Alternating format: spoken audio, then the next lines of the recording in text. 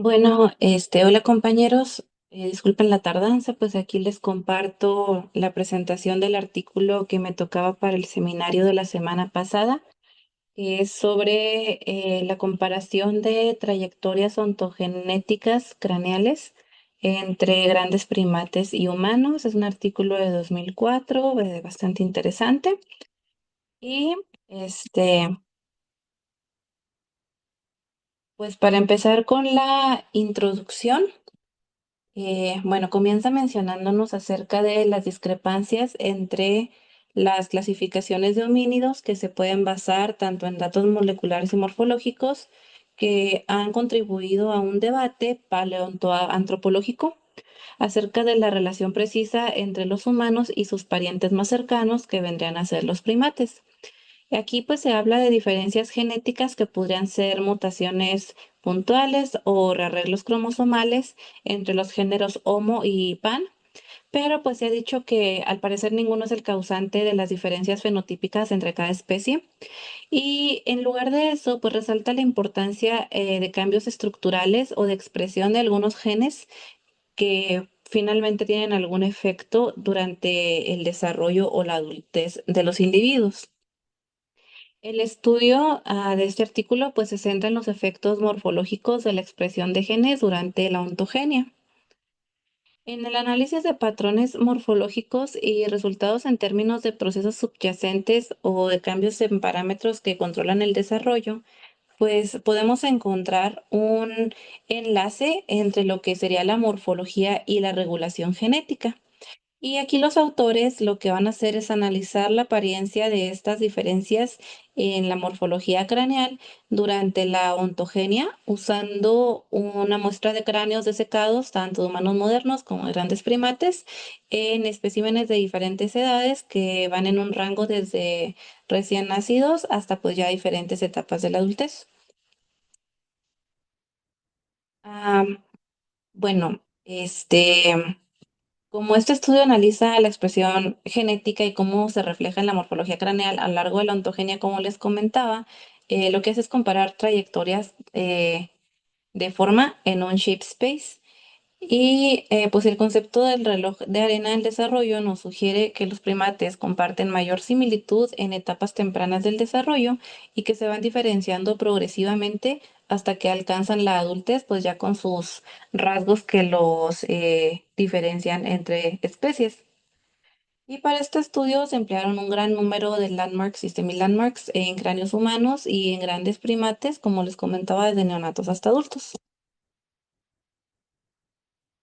Nos habla también en la introducción acerca de la ontogenia, la filogenia y las trayectorias. Empieza mencionando el enfoque clásico conocido como heterocronía, el cual hace referencia a cambios en tamaño, forma y edad. El enfoque actual, que es una disociación más general, eh, basándose en tamaño, forma y campos de crecimiento regionales. Y también nos menciona posibles patrones de trayectorias ontogénicas, que pues en la siguiente diapositiva lo podrán ver de manera gráfica. Primero tenemos a las que no divergen, que bueno, pues tienen una sola serie de cambios y aplican en la heterocronía clásica.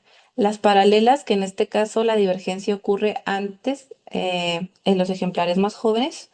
Luego está la divergencia desde un punto común con diferentes velocidades. Luego la divergencia, perdón, en distintos puntos, que son especies que divergen a antes, pues muestran morfologías adultas más distintas. Y finalmente las trayectorias sesgadas en las que no hay un patrón claro de divergencia. Y ellos, pues con base en esto, plantean tres hipótesis. La primera es la hipótesis de heterocronía pura, en la que la forma adulta humana es un estadio retardado a lo largo de la misma trayectoria que los simios. En la segunda, que en la que la ontogenia humana diverge en un estadio similar al de los grandes simios, pero con trayectorias más pronunciadas. Y la tercera, en la que en la ontogenia humana diverge más tempranamente generando diferencias morfológicas mayores en la adultez. Bueno, aquí está la imagen que les comentaba. En el diagrama A podemos ver a las trayectorias que pueden no divergir en el espacio de formas, de modo que todas las especies siguen una misma serie de cambios durante el desarrollo, como pueden ver pues ahí las flechitas. Y solo en ese contexto aplica la terminología clásica o de heterocronía, que es lo que les comentaba en la diapositiva anterior, es decir, que los mismos cambios de forma ocurren en diferentes tamaños o edades de los individuos. En la imagen B tenemos las trayectorias que pueden ser paralelas y eso nos indica que toda la divergencia respecto a una ontogenia común ocurre antes de la edad de los especímenes más jóvenes. Este fue pues el caso en estudios geométrico-morfométricos previos a los homínidos. Eh, en el C tenemos que puede existir un punto de divergencia común para todas o algunas de las especies, a partir de la cual pues ya se van diferenciando a distintos ritmos. En la D tenemos las trayectorias que pueden divergir de la ontogenia común en diferentes puntos del el espacio de formas. Y ahí pues las especies que se separan antes tienden a diferenciarse de una manera mucho más profunda que las que en su edad adulta que las que lo hacen después.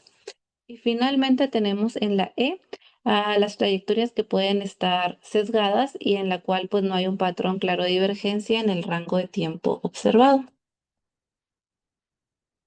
Y ahora pasando a los materiales y métodos, bueno, pues vamos a empezar hablando de qué fue lo que estuvieron analizando. Para este estudio analizaron un total de 268 cráneos que pertenecen a 5 especies distintas de homínidos, entre los cuales estaban humanos, bonobos, los chimpancés, los gorilas y los orangutanes.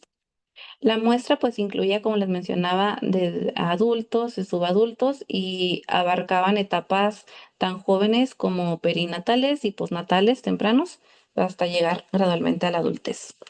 La distribución por sexo estuvo equilibrada y en el caso de los simios, pues la mayoría de los ejemplares provenía de individuos silvestres. Para los humanos, la edad de especímenes adultos se estimó mediante un patrón de erupción dental, mientras que en muchos infantes la edad era conocida con exactitud. Y la selección de la muestra humana, pues también buscaba cubrir una amplia variabilidad morfológica. Para capturar la forma craneal, tomaron coordenadas tridimensionales de 41 landmarks anatómicos homólogos, localizados principalmente pues, en lo que sería la cara y la base del cráneo. Además, se incluyeron 5 curvas en el lado izquierdo de cada cráneo, en las que colocaron 55 semilandmarks equidistantes. Estos semilandmarks pues, fueron ajustados mediante un procedimiento que les permitió deslizarlos a lo largo de las curvas, minimizando la energía de flexión del conjunto de datos en relación con un promedio de procrustes. Ese procedimiento pues aseguraba que los landmarks podían ser tratados como comparables entre especies, pues como ya habíamos visto anteriormente, ¿no? Para la digitalización usaron un dispositivo que se llama Microscribe 3DX y debido a las limitaciones de acceso en ciertos puntos, cada cráneo pues tuvieron que medirlo en 2 sesiones distintas y posteriormente ambos conjuntos de landmarks los alinearon utilizando 5 puntos de referencia medidos en ambas sesiones. Y por limitaciones anatómicas tampoco incluyeron landmarks en el neurocráneo cuando estaba cubierto por crestas sagitales. Y aquí en la tabla 2 pues les presento unos landmarks que ya estaban definidos desde 1991, que fue lo que ellos tomaron como referencia para su estudio.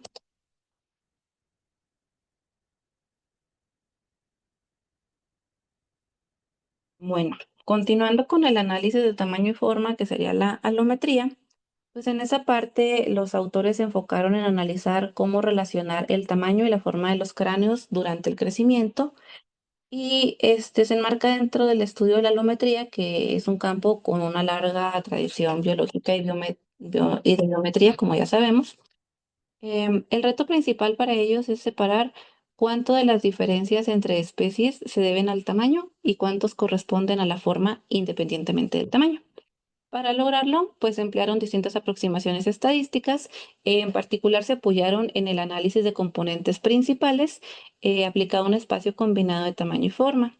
Y en este espacio se construye a partir de las coordenadas de Procrustes que nos describen la forma y el logaritmo del tamaño del centroide que representa el tamaño global. Al analizar esos datos en conjunto, el primer componente principal pues suele estar altamente correlacionado con el tamaño, mientras que los componentes que siguen pues reflejan variaciones en la forma. Un paso clave para ellos fue calcular a lo que le llaman CAC, que es el componente alométrico común, y ese pues resume la dirección de cambio compartida entre especies y después analiza los residuos de forma, que lo que hacen es reflejar, perdón, las diferencias específicas de cada taxón. Ya con esto, los autores compararon trayectorias de crecimiento y visualizaron cómo se superponen o divergen. Finalmente, pues ese enfoque se presenta como un marco unificado, por lo que al usar el análisis de componentes principales en el espacio de tamaño forma, pues es posible recuperar otros métodos clásicos de análisis de alometría, como serían las regresiones de Procrustes o los relative warps, eh, pues simplemente variando la forma en que se visualizan los datos. Y en el esquemita de ahí abajo, pues les pongo más o menos un resumen de cómo llevaron eso a cabo. En cuanto a la visualización de los resultados y datos, pues en esta última parte nos explican más o menos cómo lo hicieron. Las trayectorias de crecimiento no se muestran directamente en cráneos, sino como puntajes en los componentes principales. Estos componentes pues representan los patrones de cambio de forma a lo largo del desarrollo para evitar que la representación de dos dimensiones distorsione la información. Se proyectaron rotaciones de los tres primeros componentes en un espacio tridimensional, lo cual permitió una interpretación más fiel de las trayectorias ontogénicas. Además de estas trayectorias, también exploraron cambios espaciales de la morfología mediante una técnica que se conoce como Thin Plate Spline, que ya la han mencionado anteriormente en otras presentaciones de los artículos. Esta herramienta, pues como sabemos, nos permite visualizar eh, el cómo se deforma la superficie de un cráneo de referencia. En este caso sería, por ejemplo, un chimpancé cercano a la morfología promedio, para mostrar las diferencias de forma entre especies y etapas del crecimiento. El modelo 3D del cráneo fue generado a partir de una tomografía computarizada y procesado en el software EdgeWrap 3D, mientras que todos los análisis matemáticos y estadísticos se realizaron en el programa Matemática. Y de esta manera, los autores lograron integrar tanto trayectorias temporales de crecimiento como las transformaciones espaciales de la forma craneal.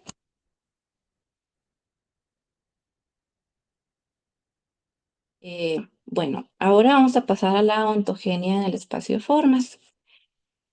Aquí vemos cómo los resultados que describen las principales diferencias morfológicas que distinguen al género Homo de los grandes simios africanos y de Pongo. Podemos observar un patrón de crecimiento hacia adelante y hacia abajo del maxilar. Acompañado, bueno, todo esto lo podemos ver aquí en la figura 2. Como les decía, observa un patrón de crecimiento hacia adelante y hacia abajo del maxilar y que está acompañado por una reducción del tamaño de la órbita y de la longitud de la base craneal. Esto pues en relación con el tamaño global del cráneo del individuo. Y además vemos que la órbita cambia de una forma más redondeada a una más rectangular, mientras que el occipucio se desplaza ligeramente hacia arriba.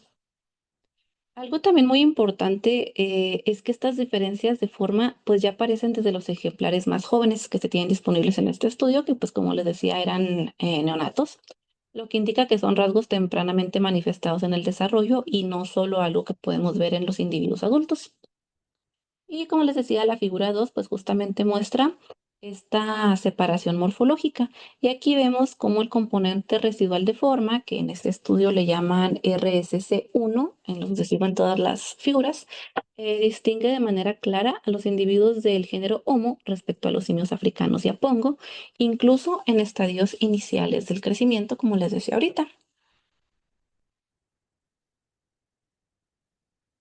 Acá les muestro la figura 3, que detalla qué características específicas forman parte del componente de forma, que es el RSS1 del que les hablaba anteriormente. Aquí destacan varios cambios coordinados. Como les decía, primero tenemos la forma de la órbita que pasa de ser redondeada a ser rectangular. Luego vemos un aumento en la distancia interorbitaria, es decir, mayor separación entre las órbitas.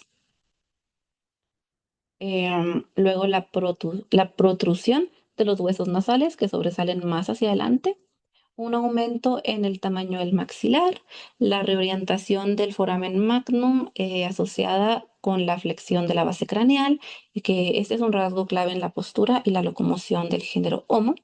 Y en conjunto, estas características reflejan un patrón integrado de cambios morfológicos que explican el por qué Homo se diferencia tan marcadamente de los otros homínidos y cómo esta reorganización del cráneo tuvo implicaciones tanto en la biomecánica como en la evolución de nuestro linaje.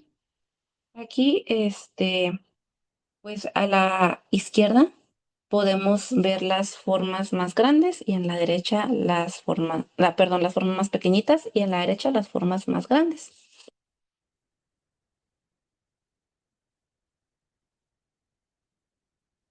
Bueno, ahora vamos a pasar a lo que sería el crecimiento alométrico. Aquí les presento pues la figura 4 y 5 para eso. En el análisis de crecimiento alométrico nos muestra que aunque todas las especies siguen trayectorias lineales entre tamaño y forma, los humanos mantienen una morfología más juvenil en la adultez, mientras que los orangutanes se desvían hacia formas distintas mucho antes de llegar a una edad pues de madurez. En la figura 4, que es la que pueden ver a la izquierda, se aprecia cómo en todas las especies existe una fuerte correlación entre tamaño y forma. Ellos, de hecho, obtuvieron una R de 0,92. Sin embargo, los humanos pues siguen una trayectoria este, paralela a la de los simios africanos, pero em, con valores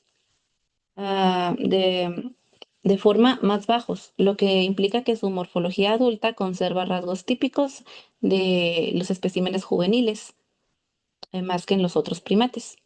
En el caso de los orangutanes, en cambio, pues observamos una divergencia en la que antes de llegar a la adultez se desvían de la trayectoria común y terminan con valores de forma mayores a lo esperado para su tamaño. Y a la derecha, en la figura 5, vemos que se integra tamaño, CAC y RSC1 en un espacio tridimensional. Aquí, al rotar este gráfico, se hace evidente que la divergencia entre Homo y los demás primates no se limita solo a una dimensión, sino que constituye un patrón mucho más complejo de crecimiento que solo puede interpretarse adecuadamente en un marco tridimensional. Luego tenemos el Size Shape Space. Este, aquí pues en el análisis del espacio tamaño-forma, lo que hacen es integrar información de tamaño y de forma en un solo componente. Y aquí muestran que la divergencia entre especies depende del ángulo de visión y reflejando claramente la relación entre tamaño y morfología craneal. Y para eso, pues tenemos a la figura 6, en la que se construyó en un espacio tridimensional combinando las coordenadas de Procrustes con un logaritmo del tamaño centroide. Esto no es un escalado geométrico de las coordenadas, sino más bien es un agregado algebraico de la información de tamaño a la de la forma, seguido de un análisis de componentes principales.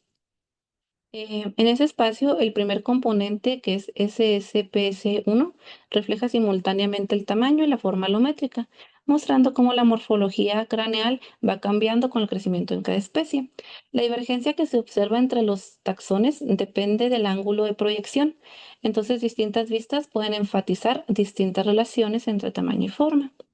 La dirección del tamaño en este espacio se puede trazar por su contribución a los eigenvectores y pues aquí su alineación con SSPC1 indica que dentro de cada especie la variación del tamaño le explica gran parte de la variación observada, un hallazgo consistente con otros métodos multivariados también.